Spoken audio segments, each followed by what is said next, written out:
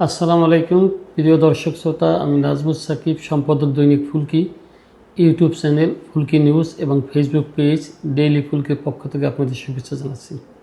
আজ আমি কথা বলতে চাই সাভারের লেগুনা থেকে চাঁদাবাজি সম্পর্কে।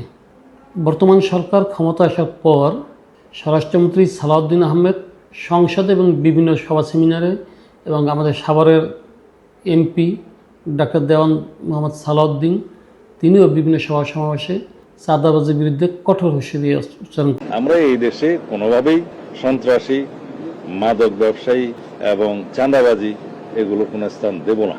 এই ব্যাপারে আমরা জিরো টলারেন্সে আছি। চাঁদাবাজি, ছিনতাইকারীদের বিরুদ্ধে আমাদের জিরো টলারেন্স।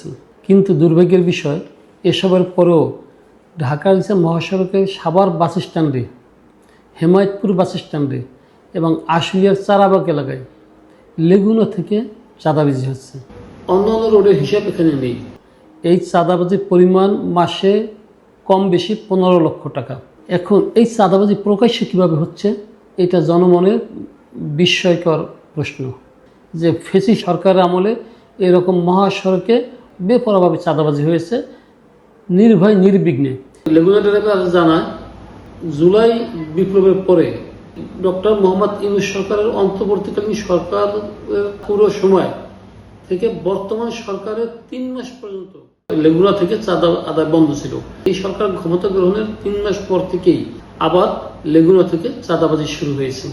এখনো যদি তাই হয় তাহলে পার্থক্য কোথায় সাধারণ মানুষের, এটা প্রশ্ন।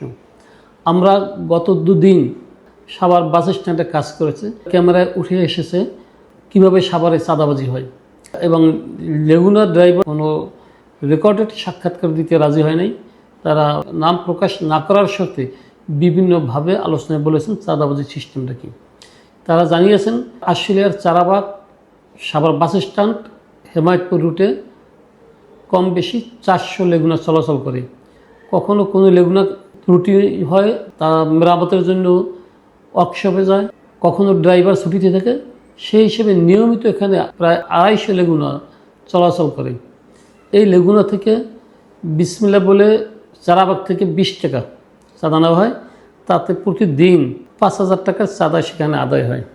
তাতে মাসে যায় চারাবাগে চাঁদা আদায়ের পরিমাণ দাঁড়ায় 1,50,000 টাকা। এরপর আসে সাভার স্ট্যান্ডে। এই চাঁদার আদায় হয় সাভার পশু হাসপাতাল এবং বাজার রোডের মাঝখানে দিয়ে, অথবা পুরাতন ওভারব্রিজের নিচে ট্রাফিক পুলিশের সামনে এই চাঁদাবাজি হয়। এখানে 2-3 জনের দায়িত্ব পালন করে। এখানে চাঁদা আদায় হয় 150 টাকা করে প্রতি লেগুনায়। প্রতিদিন এই 250 লেগুনা থেকে 37,500 টাকা আদায় হয়। তাতে মাসে হয় 11,25,000 টাকা। এবং হেমায়তপুর বাস স্ট্যান্ডে সিংহে রোডের পাশে মহাসড়কে চাঁদা আদায় হয় 30 টাকা করে। এখানে 250টি লেগুনায় প্রতিদিন 7,500 টাকা চাঁদা আদায় হয়। তাতে মাসে চাঁদা আদায়ের পরিমাণ দাঁড়ায় 2,25,000 টাকা। সর্বমোট দেখা যাচ্ছে এই হিসেবে কম বেশি 15 লক্ষ টাকা শুধু লেগুনা থেকে চাঁদা আদায় করে। কীভাবে সরকারের যারা দায়িত্বশীল সংস্থা আছে, পুলিশ প্রশাসনের টিআই প্রশাসন আছে, এখন প্রশাসন এখানে এই সব চাঁদাবাজিকে প্রশ্রয় দিচ্ছে আর দেখেও না দেখা ভান করে। যেখানে পুলিশ ট্রাফিক বক্সে সাভার স্ট্যান্ডে তারা চাঁদা আদায় করে, এই ট্রাফিক বক্সেই তারা বসে থাকে। তো এরা তো না দেখার কারণ নাই।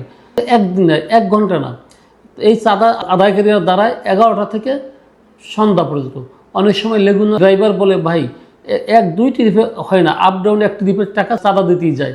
তারা খুব কষ্ট, মানবতা জীবনযাপন করে এবং খুব কষ্ট নিয়েই কথাগুলি তারা বলে।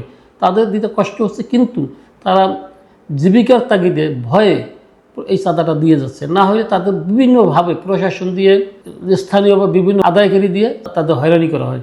আমরা এই চাঁদাবাজ মুক্ত বাংলাদেশ চাই, এই সরকার চাঁদাবাজ মুক্ত দেশ চায়। আমরাও চাই চাঁদাবাজ মুক্ত সাভার, চাঁদাবাজ মুক্ত বাংলাদেশ। আশা রাখি দ্রুত এই পদক্ষেপটা নেবেন। এখানে আমাদের এমপি ডাক্তার দেওয়ান মোহাম্মদ সালাউদ্দিন সাহেব এবং মাননীয় স্বরাষ্ট্রমন্ত্রী সহ সরকার প্রধান যে হুঁশিয়ারি দিয়েছেন যে বাংলাদেশের চাঁদাবাজের কোনো স্থান থাকবে না, আমরা সেটা চাই সেই নির্দেশ এবং সেই সিদ্ধান্ত, সেই কথা বাস্তবায়ন হোক। জনগণের এটা দাবি, সাভার চাঁদাবাজ মুক্ত হবে, বাংলাদেশও চাঁদাবাজ মুক্ত হবে। আমরা একটি সুন্দর চাঁদাবাজ মুক্ত সাভার এবং বাংলাদেশ প্রত্যাশা করছি। ধন্যবাদ সবাইকে। আসসালামু আলাইকুম রহমতুল্লাহি ওয়া বারাকাতুহু।